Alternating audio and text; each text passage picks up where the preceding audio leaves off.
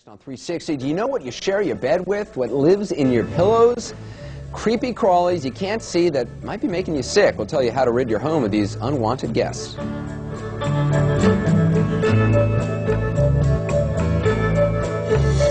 All this week we've been looking into hidden germs that we all live with at work, in restaurants, even in free makeup at those department stores. Tonight we hit home with microscopic creepy crawlies, perhaps millions of them, living in your mattress and in your pillows. And the older your bedding is, the more bugs you likely have. They're called dust mites. And 360 MD Sanjay Gupta reports they can trigger some pretty nasty allergies, but don't worry, he'll also tell you how to get rid of them. When they bought their new house in late 2004, Allison and Reed Winnick were filled with promise and pride. We moved here October 1st into a pristine, gorgeous home on the beach. And within a couple of weeks, we all started getting sick. Coughs and congestion and runny noses. The whole family was besieged by a mysterious illness. They were exhausted, moving at a slower pace. It became harder to wake up in the morning, and 7-year-old Justin was late for school almost every day. I was ready to move out.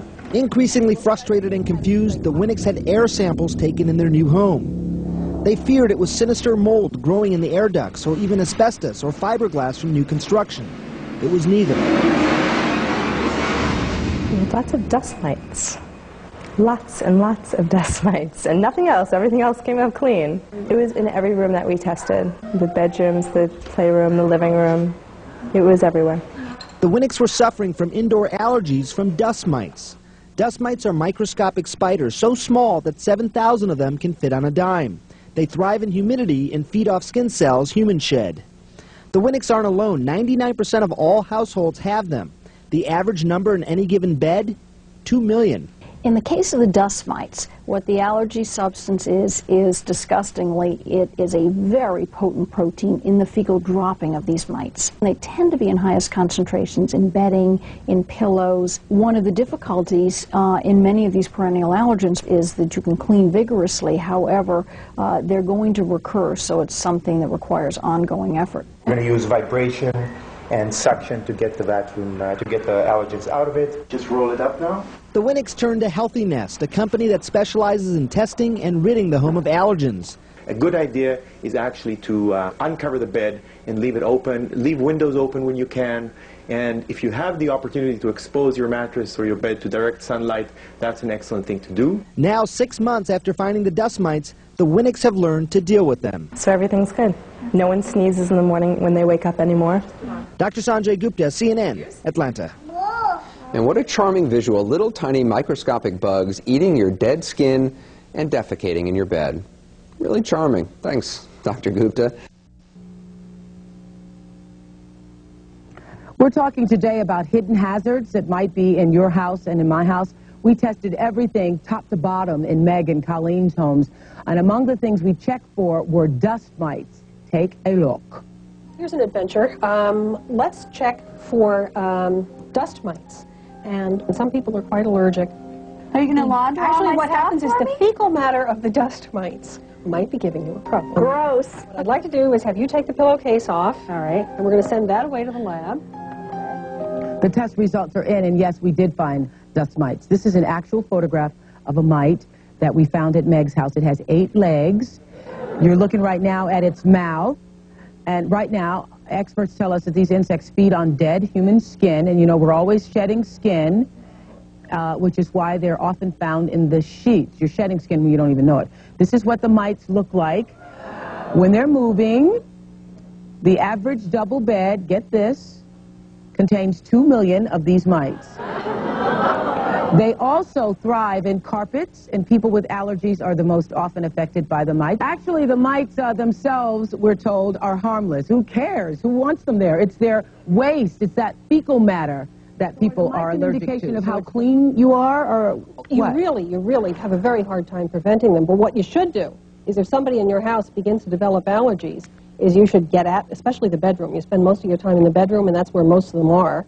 They're in your carpets, but there are millions of them in your bed and in your heavy curtains and so on.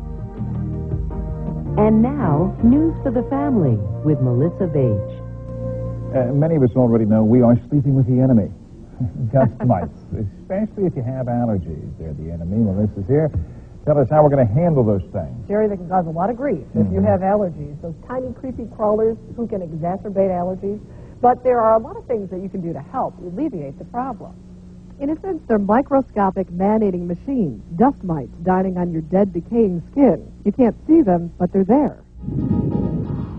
Eyewitness News on the Health Beat now. Many of us already know we're sleeping with the enemy. Dust mites. Something to think about. They're those tiny, creepy crawlers who can bother those allergies. But did you know there's something you can do about it?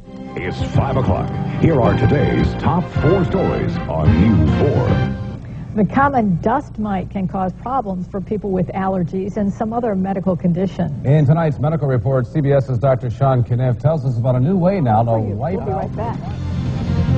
You could be sleeping with the enemy and not even know it. And what an ugly enemy to have. We're talking about dust mites, and you can't see them, but they're there. That's what they say. Dr. Sean Kniff joins us now with the latest in his medical file. Dr. Sean? Yeah, this is going to make you itchy when you see this one. Dust mites, they're creepy, crawly critters known to exacerbate allergies, cause skin disorders, and irritate eyes. But did you know most of us are sleeping with them?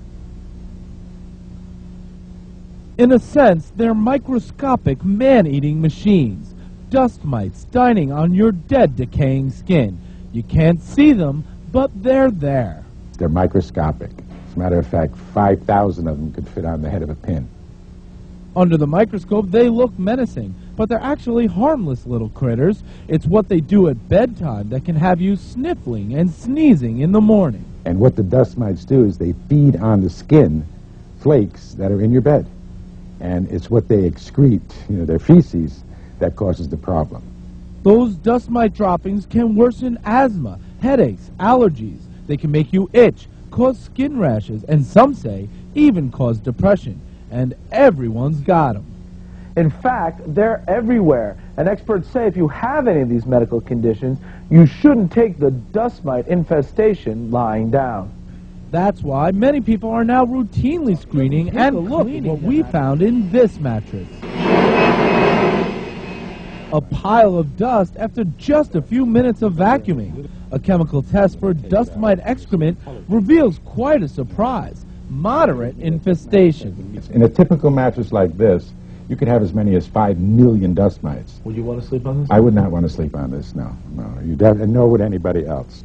And how does the owner feel? Who, by the way, lives in a beautiful and clean home. Yeah, never really thought about it or heard about it, so this was a, learning experience. Mites that aren't vacuumed away are killed with intense ultraviolet light, and a mite retardant spray is applied. The result? A miteless mattress and hopefully a good night's sleep.